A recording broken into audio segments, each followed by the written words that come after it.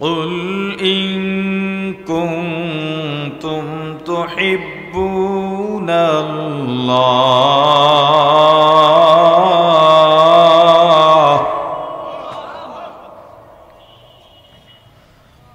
فاتبعوني يحببكم الله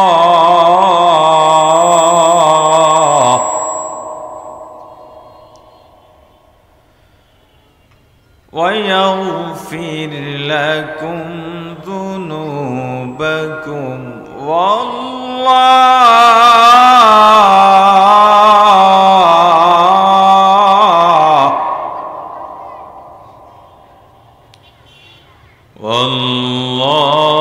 والله غفور رحيم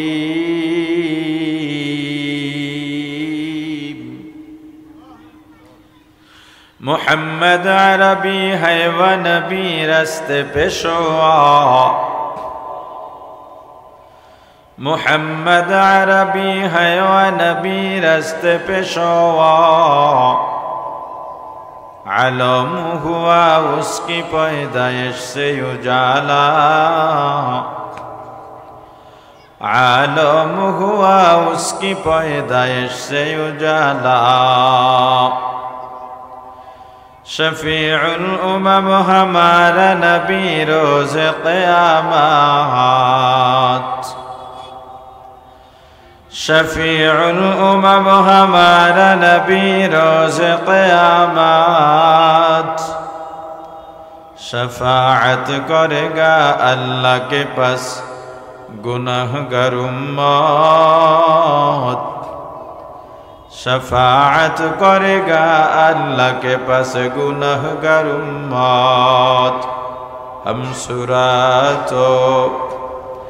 ہم صراط مصطفیٰ در تمامی حال یکون اتباع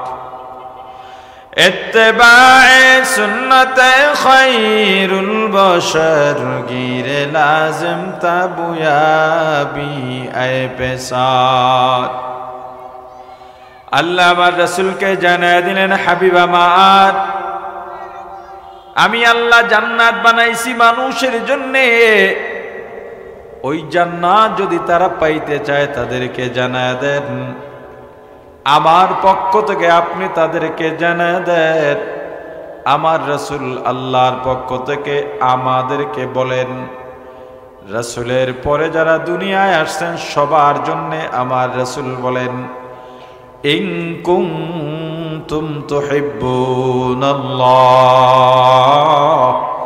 হে দুনিয়ার মানুষ যদি তোমরা আল্লাহকে ভালোবাসতে চাও কেন ভালোবাসতে চাইবা জান্নাত বানাইছেন কে জোরে বলেন বানাইছেন কাদের জন্যে এই জান্নাতের মালিকানা যদি চাও আল্লাহকে ভালোবাসা লাগবে কাকে আল্লাহ জানাইলেন পয়গম্বর আপনি বলে দেন যদি জান্নাত পাইতে চায় তাদেরকে জানান আমার রাসূল আল্লাহর পক্ষ থেকে জানায় দেন ইন কুনতুম তুহিব্বুনাল্লাহ হে দুনিয়ার মানুষ তোমরা যদি আল্লাহকে ভালোবাসতে চাও কারণ জান্নাত পেতে হলে আল্লাহকে ভালোবাসতেই হবে আর যদি আল্লাহকে ভালোবাসতে চাও ফাত্তাবিউনি আমি রাসূলের ইত্তিবা করো অনুসরণ করো আমি রাসূলের তরিকায় চলো আমি রাসূলের তরিকায় চলবা এটা আমার খাহেশ নয় আমার বংশের কথাও নয় আমার মা বাবার চাহিদাও নয় আমি এটা লালসাও করি না আল্লাহ বলেছেন এটাই তোমাদেরকে আমি জানিয়ে দিলাম যদি আল্লাহকে ভালোবাসতে চাও আমি রাসূলকে মানো আমি রাসূলের আদর্শ মতে চলো আমি রাসূলের আদর্শের বাইরে যাইও না কারণ আমি রাসূলের আদর্শ মানলে ইউহিব্বুকুমুল্লাহ আল্লাহর ভালোবাসা হয়ে যাবে রাসূলের আদর্শ মানলে আল্লাহর ভালোবাসা হয়ে যায়, আল্লাহকে আলাদাভাবে অনুসরণ করার দরকার পড়ে না। কারণ আল্লাহই বলে দিয়েছেন, আমার রাসূলের আদর্শ যদি মানতে পারো আমি আল্লাহর ভালোবাসা হয়ে যাবে, এতেই আমি আল্লাহ খুশি। আল্লাহ আরো বলেন, লাকাদ কানা লাকুম ফি রাসূলিল্লাহি উসওয়াতুন হাসানাহ। এ দুনিয়ার মানুষ আমি আল্লাহ জানা দিলাম, যদি তোমরা আদর্শ মানতে চাও পৃথিবীর সব থেকে ভালো আদর্শ আমি আল্লাহ মনোনীত করে দিলাম, আমি আল্লাহ ঘোষণা করে দিলাম, দুনিয়ার সর্বশ্রেষ্ঠ আদর্শ আমার রাসূলের আদর্শ। কার আদর্শ? জোরে বলেন। রাসূলের নাম নিতে কোনো লজ্জা আছেনি? আওয়াজ দিয়া বলেন, শ্রেষ্ঠ আদর্শ কার? আর জোরে বলেন। তুমি যদি রাসূলের উম্মত দাবি করো, মুসলমান দাবি করো, দুনিয়ার জন্য পাগল হতে পারো না, দুনিয়ার ব্যক্তির আদর্শ বাস্তবায়নের জন্য পাগল হতে পারো না। নেতার জন্য জীবন দাও অথচ আমার রাসূলের অবমাননা হয়, তুমি বলো আমার দলের কোনো সিদ্ধান্ত নাই। তোমার জীবন দান করেছেন আল্লাহ, তোমার শক্তি দিয়েছেন আল্লাহ, তোমার রক্ত দিয়েছেন আল্লাহ।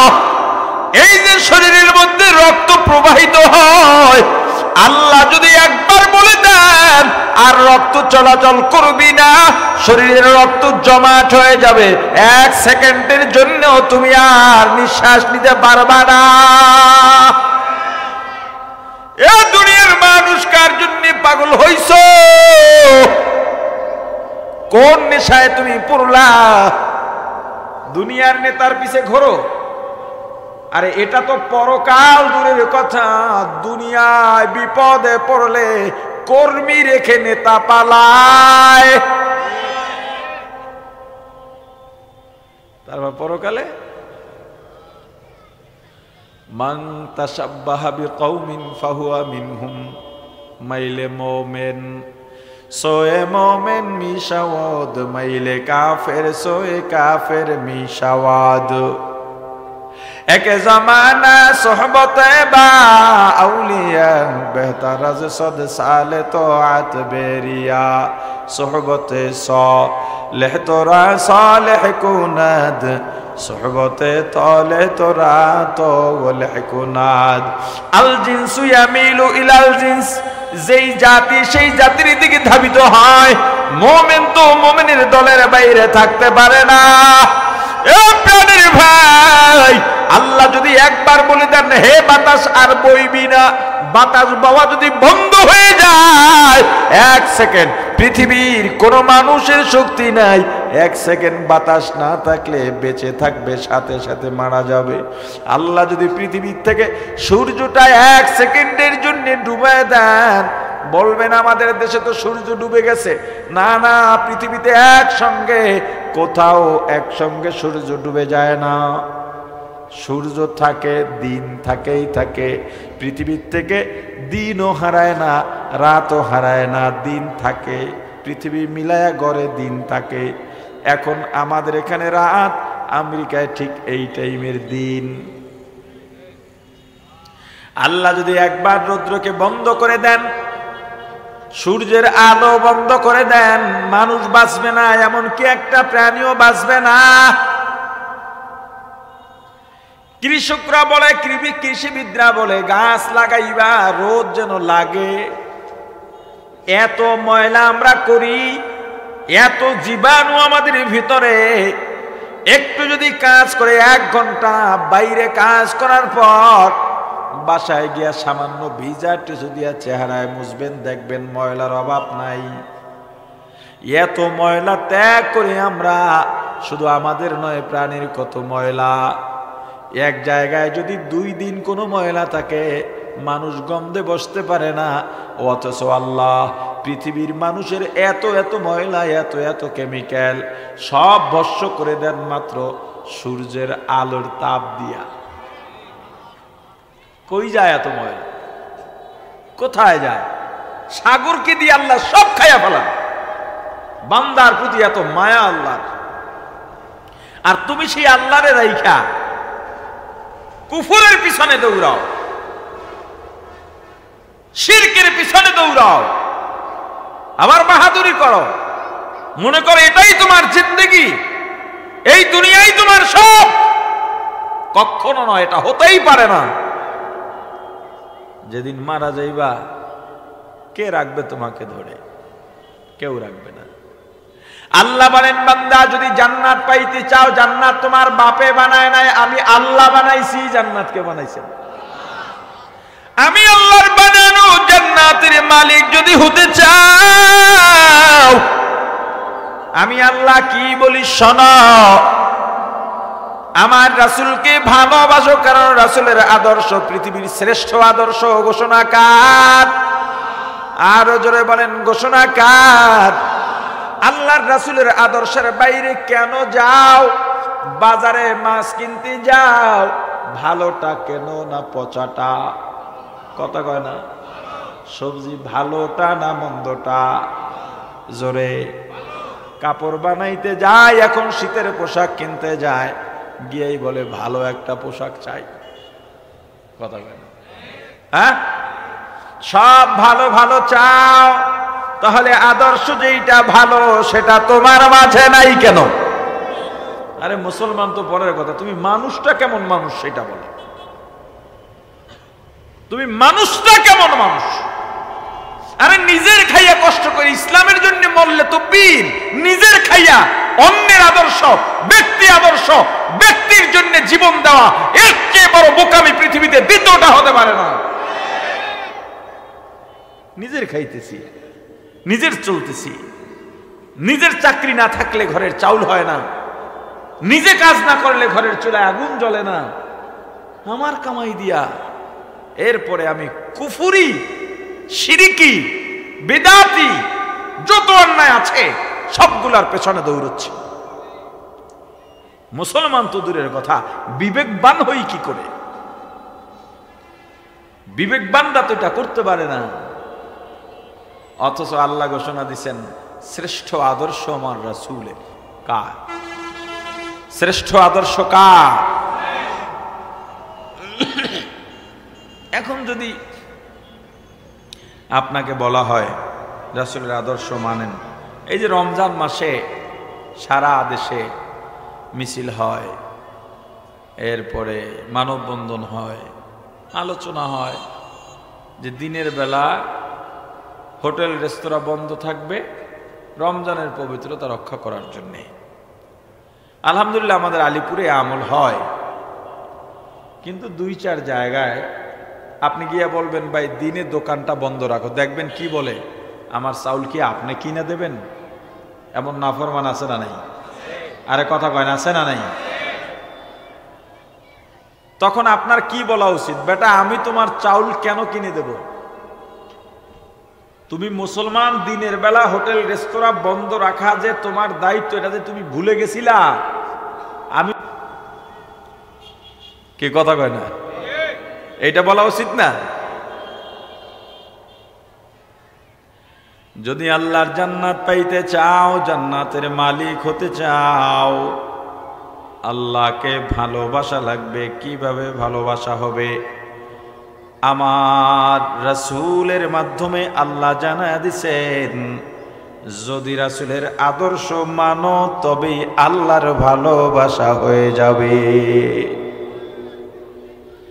আল্লাহর রাসূলের আদর্শ নিয়ে যদি আল্লাহ তৌফিক দান করেন, ধারাবাহিক 3 দিন আলোচনা করব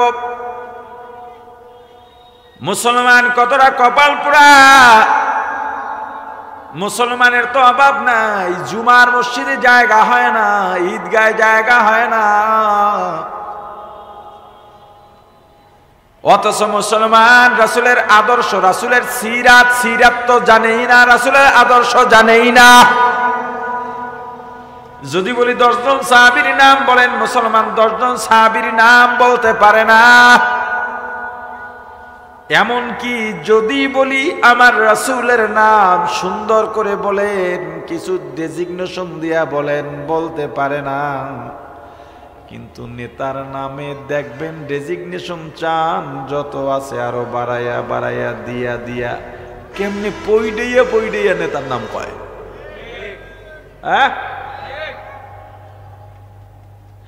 রাহমাতুল লিল আলামিন, সাইয়্যিদুল মুরসালিন, ইমামুল মুরসালিন, খাতামুন নবীন, শাফিউল মুজনিবিন, উম্মতের কান্ডারি, মানবতার মুক্তির দূত সাইয়্যিদুনা মুহাম্মাদুর রাসূলুল্লাহ সাল্লাল্লাহু আলাইহি ওয়াসাল্লাম।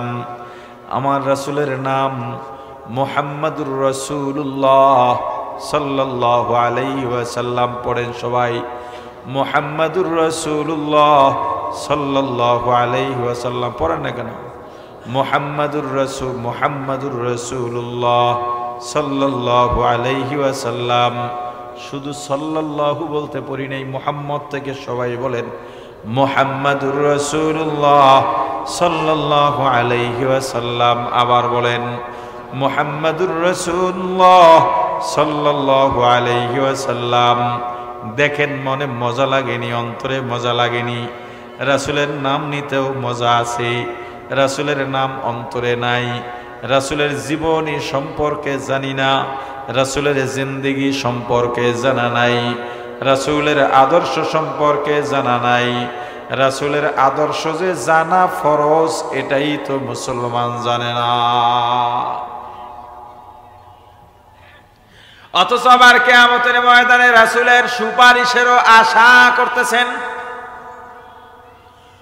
প্রত্যেক মুসলমান মারা যাওয়ার পর কবরের সঙ্গে আমার রাসূলের রওজার একটা মহাস্বরূপ করে দেওয়া হয়। সরাসরি মৃত ব্যক্তি আমার রাসূলকে দেখবেন, আমার রাসূল মৃত ব্যক্তিকে দেখবেন। কিন্তু দুনিয়ার যেই উম্মত আমার রাসূলের আদর্শ মানে না, বরং রাসূলের সুন্নাতের সঙ্গে বেয়াদবি করে, ওই উম্মত কবরে যাওয়ার পর আমার রাসূল বলবেন একটা পর্দা লাগাও, পর্দা লাগাও, পর্দা লাগাও, কারণ এটা আমার উম্মত হতে পারে না। हकीकत से तो दुनिया बेखबर है, दुनिया की नुमाइश पर नजर है। नमी गोयम के अज दुनिया जुदा बाश, बहुर कारे के बाशी बा खुदा बाश। सिस्ते दुनिया از خدا غافل بودن، نقماش و نقره غفر زندزان। दुनिया में हो दुनिया का तलबगार नहीं हो, दुनिया में हो दुनिया का तलबगार नहीं हो। बाजार से गुजर हो खरीद दार नहीं हो, बाजार से गुजर हो खरीददार नहीं हो। जागा जी लगाने के दुनिया नहीं है, जागा जी लगाने के दुनिया नहीं है। ये इबरत की जाहे तमाशा नहीं है, ये इबरत की जाहे तमाशा नहीं है। প্রাণের ভাই আমার, দুনিয়া পায় এতটা গাফিল হইলাম, যেই রাসূলের ইতিহাস, যেই রাসূলের জন্য লক্ষ লক্ষ সাহাবী জীবন দিতে প্রস্তুত, কি কারণে, কি পাইলেন তারা? আপনি আমি রাসূলের আদর্শের জন্য, রাসূলের জন্য কেন মায়া করতে পারি না? অথচ সুপারিশ চাইয়া বইয়া রইছি। কিয়ামতের ময়দানে আপনার আমার মতো বহু লক্ষ লক্ষ উম্মতকে আল্লাহর রাসূল তাড়া দেবেন। কিয়ামতের ময়দান ভালো করে শোনেন। কিয়ামতের ময়দান যখন হাসরের ময়দান কায়েম হয়ে যাবে, ইসরাফিল আলাইহিস সালাম যখন ফাইনাল ফুৎকার দেবেন, সব তছনছ হয়ে যাবে, হাসরের ময়দান কায়েম হয়ে যাবে। মানুষগুলো কেউ কেউ সাওয়ারির উপরে উঠে হাসরের ময়দানে দ্রুত গতিতে চলে যাবে, কিছু মানুষ হাঁটতে হাঁটতে যাবে, কিছু মানুষ হামাগুড়ি খেয়ে যাবে। আবার একদল মানুষ আছে পা থাকবে উপরে, মাথা নিচে, এই চেহারা মাটির মধ্যে দিয়া মাথা ঘুরাইয়া ঘুরাইয়া হাসরের ময়দানে যাওয়া লাগবে। হাসরের ময়দান বিচারের দিন, বিচার হবে। বিচার তো পরের কথা, জাহান্নাম তো পরের কথা। ওদিন বেঈমান নাফরমানরা বিচারের ময়দানকেই মনে করবে সবচাইতে বড় আযাবের জায়গা, ভেবে নেবে এই হাসরের ময়দান পার হইলে বুঝি কিছুটা শাস্তি কমবে। অথচ হাসরের ময়দানে বিচারের পর যদি জাহান্নামী হয়ে যায়, আযাব আর কষ্টের কোনো সীমা নাই। হাসরের ময়দানে 40,000 বছর অপেক্ষা করা লাগবে। এর আগে আল্লাহ বিচারের আসন বসাবেন না। কয় বছর? জোরে বলেন। এই 40,000 বছর না দুনিয়ার গণনা নয়, পরকালের গণনার 40,000 বছর। পরকালের একদিন সমান সমান দুনিয়ার 50,000 বছর। এই রকম পরকালের গণনার 40,000 বছর অপেক্ষা করতে হবে হাসরের ময়দানে বিচারের জন্যে। 40 বছরের আগে আমার আল্লাহ বিচারের আসন কুরসি বসাবেন না। সূর্যটা এখন বিজ্ঞানীরা বলে জমিন থেকে 9,30,00,000 মাইল দূরে। আসলে ওরাও জানে না, হয়তো আরো দূরে হতে পারে। ধরে নিলাম 9,30,00,000 মাইল দূরে। ওই সূর্যের মধ্যে 9টা মতান্তরে 11টা মতান্তরে 13টা মুখ আছে, যেই মুখ দিয়া আগুন বের হয়। সূর্যটার মূল আগুন যায় উপরের দিকে, জমিনের দিকে নয়। 12টা মুখ বন্ধ, একটা মুখ খোলা।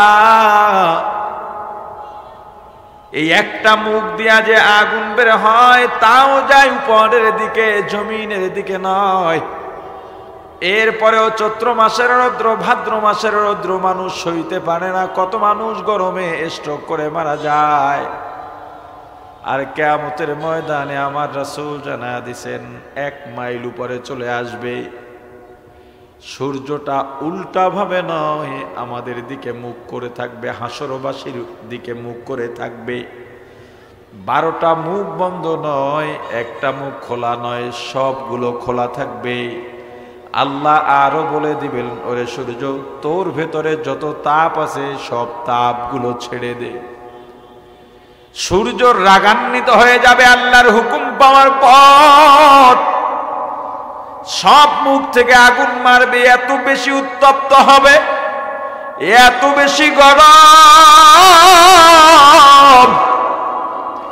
মানুষ ঘামতে ঘামতে নিজের আমল অনুযায়ী কারো পায়ের টাকনু পর্যন্ত ঘামের মধ্যে ডুবন্ত থাকবে, দুর্গন্ধ এবং গরম ঘাম। কারো হাঁটু পর্যন্ত ঘামের মধ্যে ডুবে থাকবে, কারো কোমর পর্যন্ত, আর কেউ ঘামের মধ্যে হাবুডুবু খাবে। এ দুনিয়ার দল পূজারীরা, পীর পূজারীরা, ব্যক্তি পূজারীরা, ভালো করে শোনো। আমার পীর যদি কোরআন সুন্নাহর আলোকে আমাকে হুকুম করেন, আমি সেই হুকুম মানব, আমার জন্যে ফরজ। কারণ কোরআন সুন্নাহ অনুযায়ী বলেছেন। আমার দল যদি আমাকে কোরআন সুন্নাহ মতে পরিচালনা করে, দলের কথা মানাও আমার জন্যে ফরজ। আমার পীর, আমার দল, আমার মুরব্বী যদি কোরআন সুন্নাহর বাইরে কথা বলেন, ওই দল ত্যাগ করাও ফরজ, ওই পীর ছেড়ে দেওয়াও ফরজ, ওই মুরব্বীও ছেড়ে দেওয়া ফরজ। কিয়ামতের ময়দানে হাবুডুবু খাবে একদল, আর ভাববে এমন একটা পেরেশানির ময়দান, কেউ কাউকে চিনবে না, চিনলেও পরিচয় দেবে না। আম্মা জানা আয়েশা সিদ্দিকা রাদিয়াল্লাহু তাআলা আনহা আমার রাসূলকে বলেন, হুজুর কিয়ামতের ময়দানে সবাই যে উলঙ্গ উঠবে, আমরাও কি উলঙ্গ উঠবো? বলে, হ্যাঁ, এটা কেমন কথা? আমার রাসূল বলেন, ও আয়েশা, কিয়ামতের ময়দান এইটা সাধারণ কোনো ময়দান না, এইটা সাধারণ কোনো জায়গা না। এখানে মানুষ এত পেরেশানি থাকবে, কেউ কারো দিকে তাকাবারই সুযোগ পাইবে না। নিজেকে নিয়ে ব্যস্ত, নিজেকে নিয়ে ব্যস্ত, নিজেকে নিয়ে ব্যস্ত, নিজেকে নিয়ে ব্যস্ত।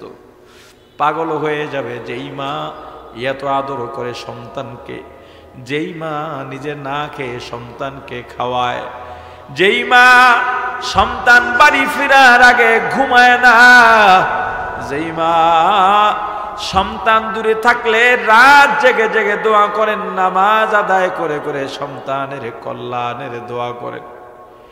ঘরে যদি 2টা আপেল থাকে, সন্তানের মা একটা খান না, স্বামীকে একটা দেন আর একটা সন্তানকে দিয়ে নিজে না খেয়া থাকে, ওই মাও কিয়ামতের ময়দানে সন্তানকে দেখবে, চিনবে, কিন্তু বলবে চিনি না।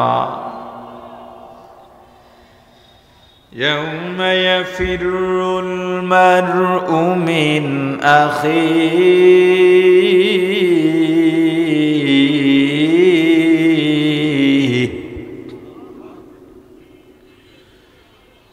وأمه وأبيه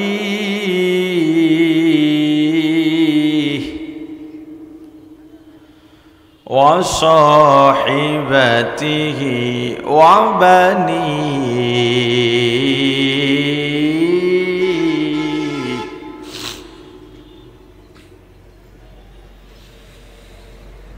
يوم يفر المرء من أخيه وأمه وأبيه وصاحبته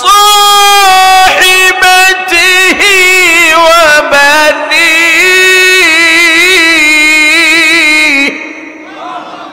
কিয়ামতের ময়দানে মা বাবা সন্তানকে দেখলে পালাবে, সন্তান মা বাবাকে দেখলে পালাবে, ভাই ভাইকে, বোন ভাইকে, ভাই বোনকে, বন্ধু বন্ধুকে, স্বামী স্ত্রীকে, স্ত্রী স্বামীকে দেখলেই পালাবে। দেখা হয়ে গেল পরিচয় দেবে না। ও আয়েশা, নিজেকে নিয়ে ব্যস্ত থাকবে, শুধু নিজেকে নিয়ে ব্যস্ত থাকবে, নাফসি নাফসি বলে চিল্লাবে। আয়েশা বললেন, হুজুর, নবীরাও কি নাফসি বলবে? হুজুর বললেন, কারো কোনো হুঁশ থাকবে না। আপনার কি অবস্থা হবে? আমার রাসূল বলেন, শুধু আমি সেজদায় পড়ে উম্মতি উম্মতি বলে কাঁদবো।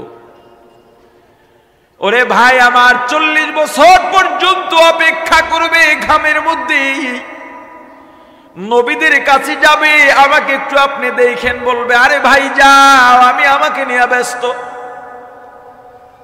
রাসূলদের কাছে যাবে, যখন বিচার বসবে, আপনি আমাকে একটু দেখেন, বলবে, আমি তোমার চিন্তায় নাই, তোমার চিন্তা তুমি করো, আমার চিন্তা নিয়ে আমি ব্যস্ত হয়ে আছি। শুধুমাত্র আমার রাসূল সেজদায় পড়ে উম্মতি উম্মতি বলে কাঁদবেন। 40 বছর হয়ে গেছে। রাসূলের কাছে আল্লাহ ফেরেশতা পাঠাইবেন, আমার হাবিবের মাথা সেজদার থেকে উঠাইতে বলো। আমার রাসূল কি চায় জানতে চাও? রাসূল মাথা উঠাবেন, হুজুর আপনি কি চান? আল্লাহ জানতে চাইছেন। আমার রাসূল বলবেন, আল্লাহ আপনি আমাকে প্রতিশ্রুতি দিয়েছিলেন আজকে আমার সুপারিশ কাজে লাগবে। আল্লাহ বলবেন, হ্যাঁ, আজকে আপনার কথা শোনা হবে। রাসূল যা বলবেন ওদিন আল্লাহ ওইটাই শুনবেন। ওদিন যদি আপনাকে বলেন, হে আলিপুরবাসী, আমি তোমাদের ব্যাপারে সুপারিশ করলাম, জান্নাতে যাইবা, কি মনে হয় আল্লাহ ফালাই দিবেন? আরে কথা বলে না। আল্লাহ ফালায় দিবেন? আহা, এখন ওই সুপারিশ কেমনে পাইবেন তৈলে? কি মনে হয় আমরা যেই কাজ করি এই কাজ দিয়ে কি সুপারিশ পাওয়া যাবে? হ্যাঁ, আজান কয়টা মগে?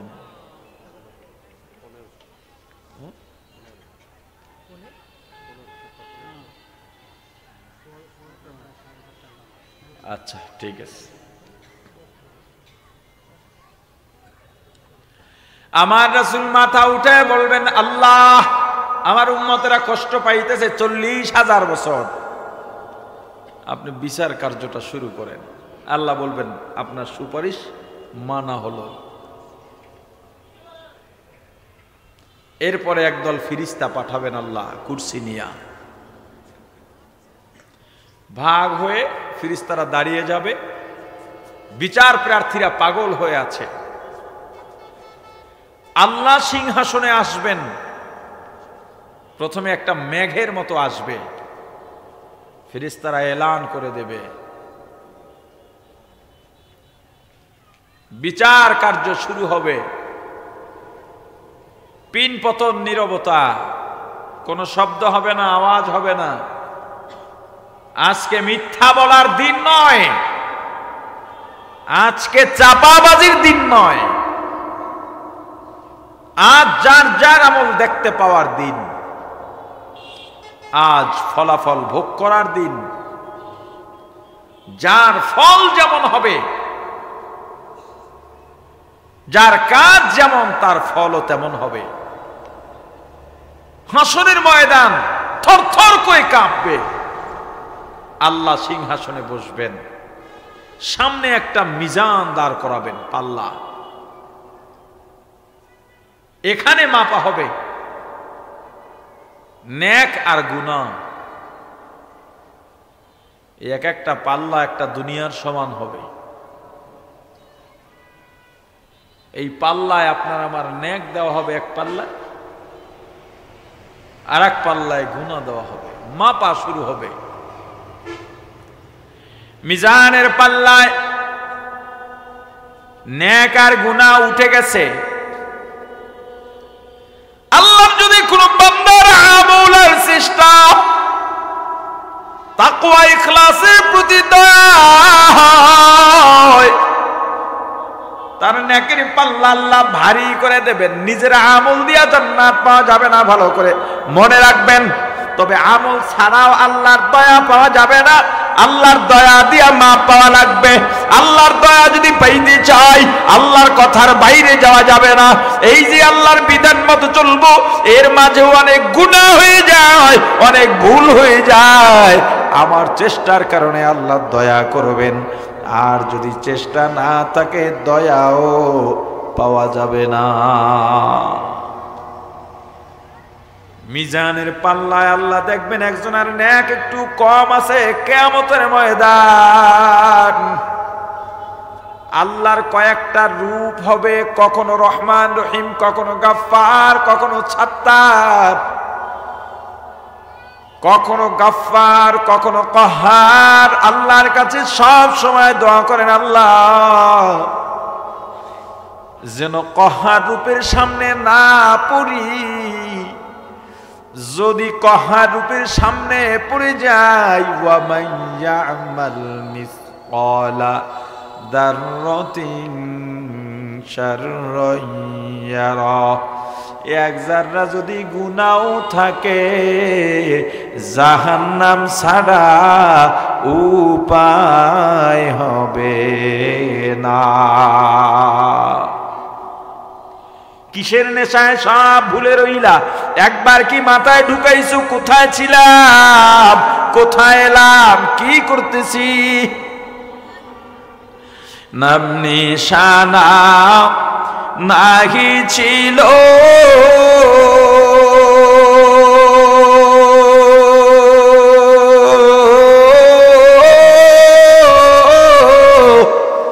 শিশু জীবন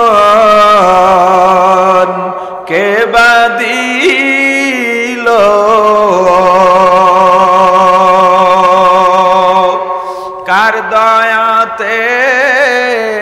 আসলি রে তুই মায়েরি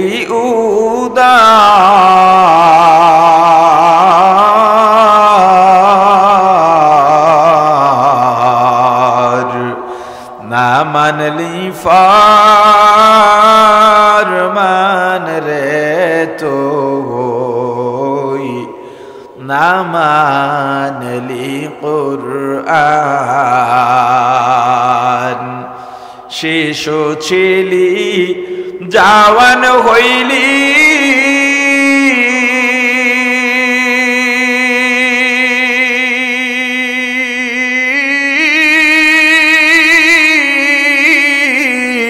নানা ভাবে সাদ মিটাইলি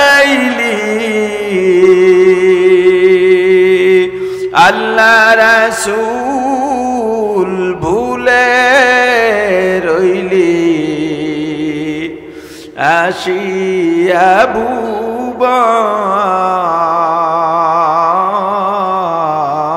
ভুবন না মানলি ফরমান রে তুই না মানলি কুরআন যতই কর বাহাদুরি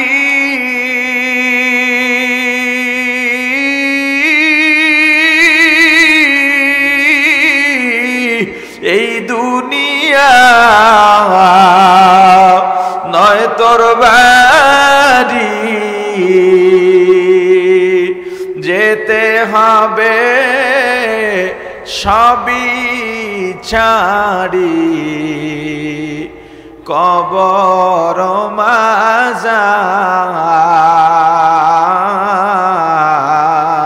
মাজার না মানলি ফরমান রে তুই না মানলি কুরআন